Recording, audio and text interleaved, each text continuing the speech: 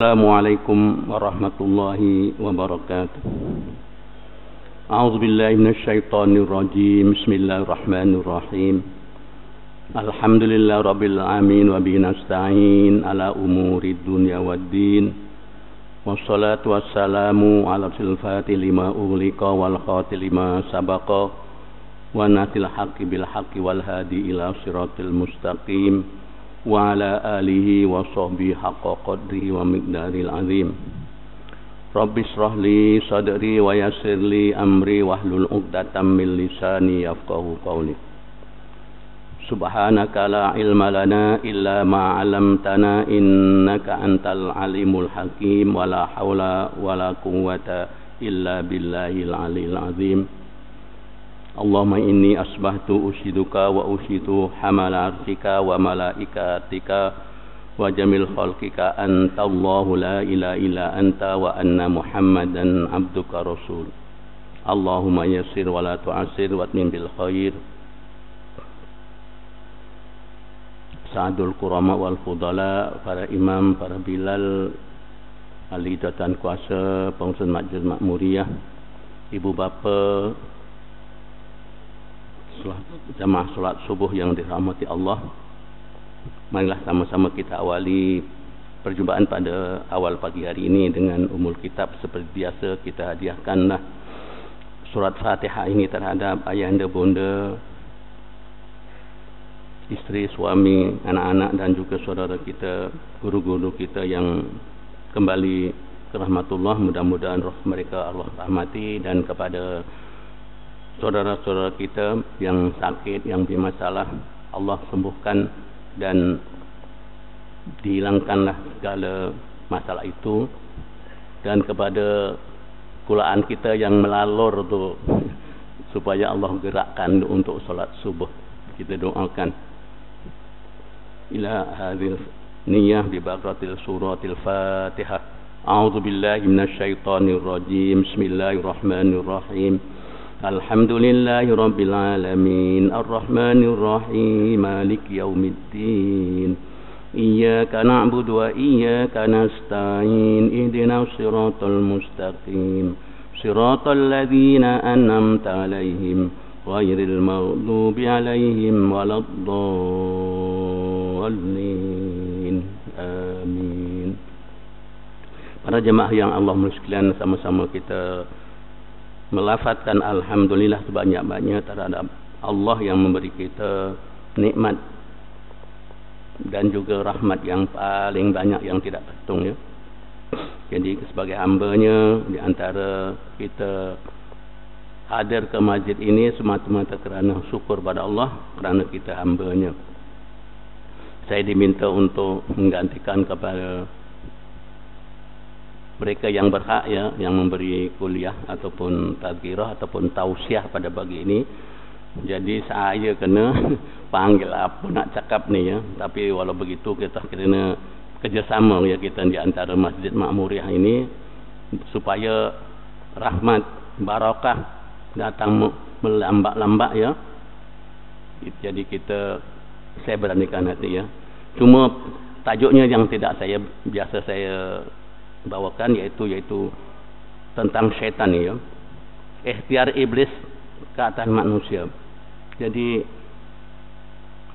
kita ni ada 10 malaikat yang menjaga di hafazah, termasuk 2 malaikat mencatat amalan. Tapi syaitan lebih banyak yang kita ni menggoda kita. Jadi saya berpandukan kepada dialog, ya, di antara iblis dan Nabi Muhammad, ya. Ikhtiar iblis ke atas umat manusia tajuknya.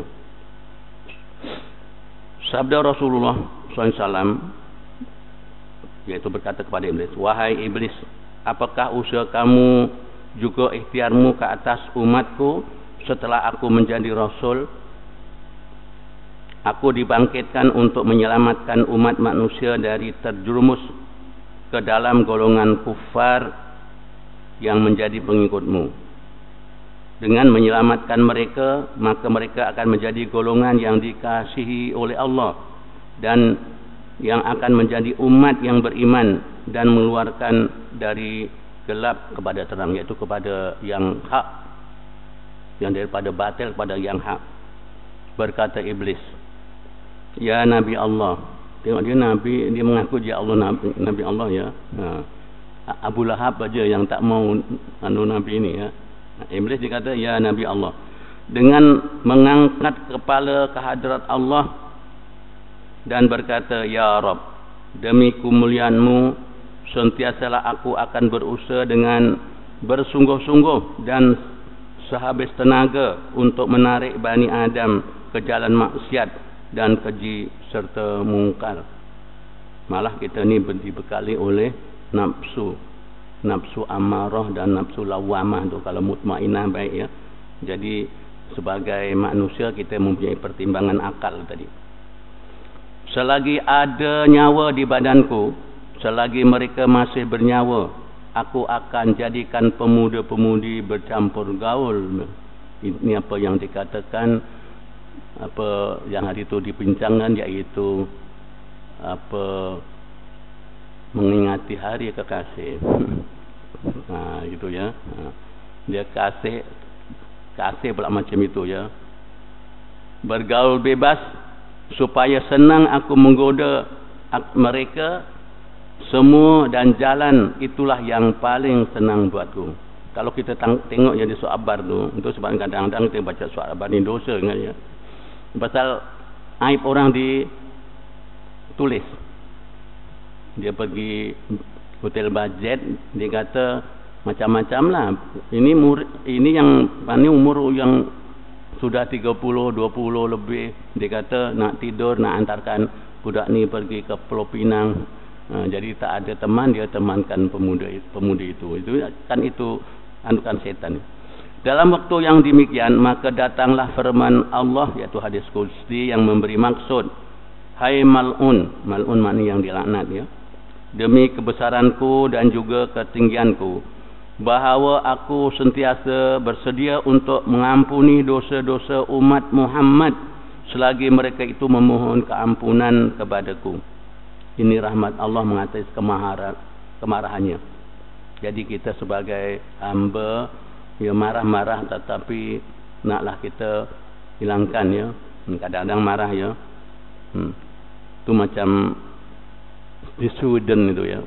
Dia pukul anak malam tadi, hebat dia banyak pukul. Untuk tak sembahyang subuh ke sebagainya. Kemudian diambil tindakan oleh pemerintah sana.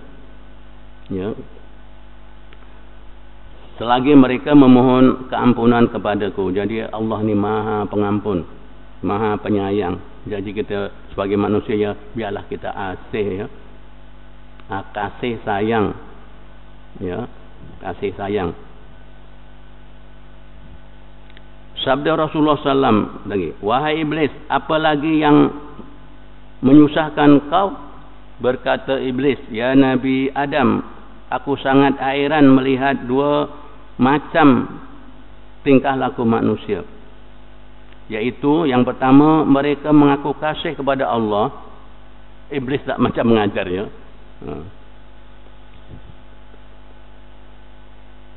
Mereka mengaku kasih kepada Allah Subhanahu Wa Taala, padahal mereka taat kepadaku dengan memperbuat segala dosa dan noda serta maksiat.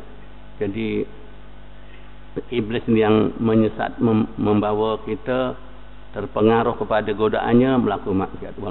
Wal'iyadzubillah.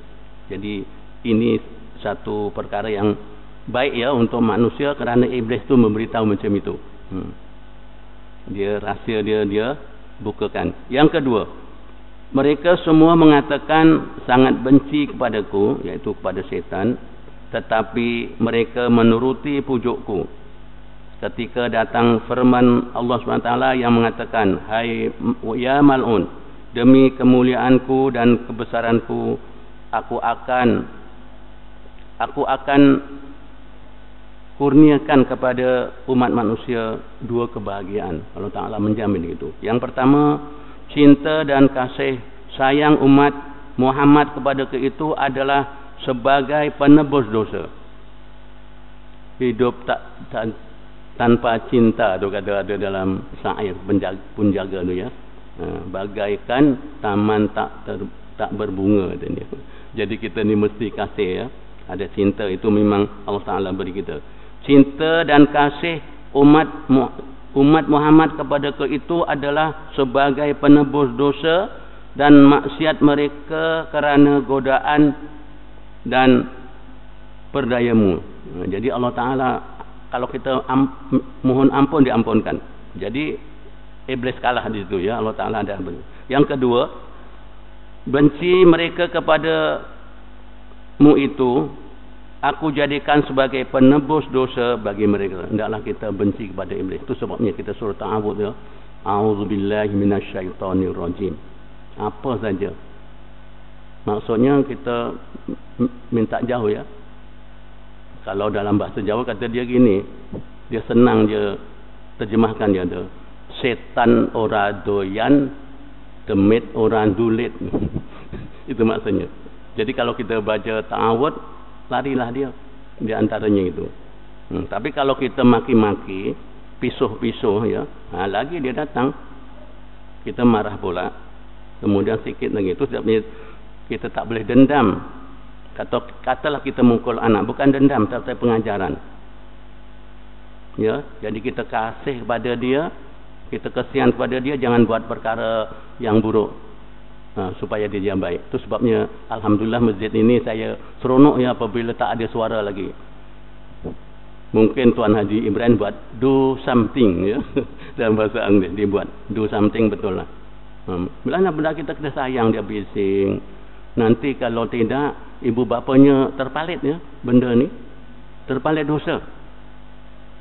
Begitu juga alhamdulillah kita datang sini, walaupun ayah kita dah meninggal, ibu kita meninggal, datuk kita meninggal, guru benda, kita sembahyang macam ini, dia pun dapat dia punya saham dia ya. Dia ada talian ya, bertalian ya, di antara orang yang sudah mati dan sudah, apalagi kalau kita doakan memberi mereka hadiah-hadiah surah Fatihah. Sikit lagi ya.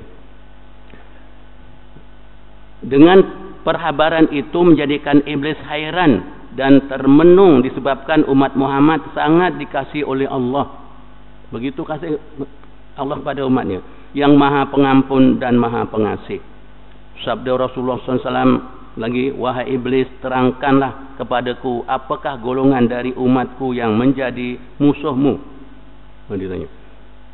Berkata iblis, ya Nabi Allah, umatmu yang menjadi musuhku ada 15 golongan. Banyak ya, banyak. Yang pertama, orang yang benar-benar mengikut aku di kau ya Muhammad. Orang-orang yang benar mengikut akan di kau ya Muhammad. Kita ikut sunnah Rasulullah. Tapi dalam sahabat semalam ada orang anti hadis, mengatakan di antaranya rambut itu bukan aurah. Ialah orang yang anti hadis, dia pandu kepada Quran, kata dia lah. Kemudian kata dia Islam ini ada mempunyai kasta, iaitu ulama-ulama ini. Tengok macam tu ya. Dia tuduhan. Mengapa tak ditangkap orang yang macam ini ya? Kufurnya dah nyata ya. Yang kedua, imam, penguasa, sultan, pemerintah yang adil. Ini walaupun kita bukan sultan ya, saya tidak sultan, saya mesti adil kepada isteri-isteri saya. Anak-anak saya ya, mesti adil. Yang ketiga, orang kaya yang merendahkan diri. Orang kaya tapi tawaduk dia. Saudagar yang jujur dan benar. Ulama dan para ulama yang khusyuk. Ya, tidak, kalau dia mesti dia menyentuh ya, tidak menyinggung perasaan ini memang dilarang oleh Islam ya. Yang keenam, para mukmin yang pengasih dan penyayang.